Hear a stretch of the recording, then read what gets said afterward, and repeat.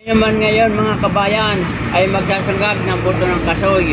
At itong buto ng kasoy na ito mga kabayan, ito ay hilaw pa, hindi pa ito roasted. Kasi pag sinabi natin roasted, ito ay dumaan na sa apoy at ito may halo na ng mga mantika, mantikilya or honey.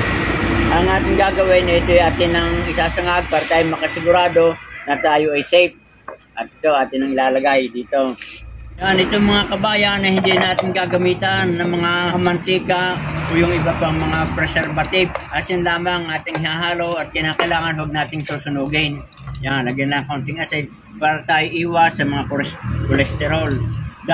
Dahil ito ang buto ng kasoy ay napakaraming health benefits sa ating katawan, sagana ito sa fiber. Yan nating ahunin at medyo luto na at kita naman natin mapula-pula na itong ating buto ng kasoy. Atin ang ahunin. Buto nito katamtaman lamang at ito nga walang halo ng mga mantika, honey o ano pa mga ingredients na pampalasa dito para ito ay natural ang lasa.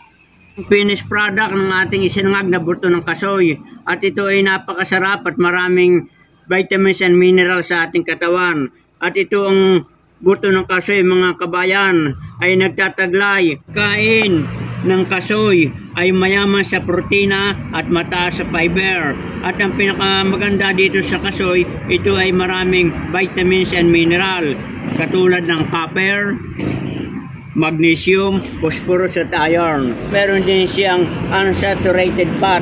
Ito ay parang ang kanyang taba ay madaling matunaw sa ating katawan katulad ng taba ng isda o yung mga salmon. Ito yung madaling madigest ng ating sikmura.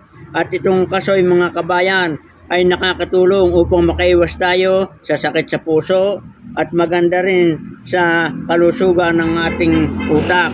At itong kasoy mga kabayan ay kinakailangan kumain tayo ng katamtaman lamang.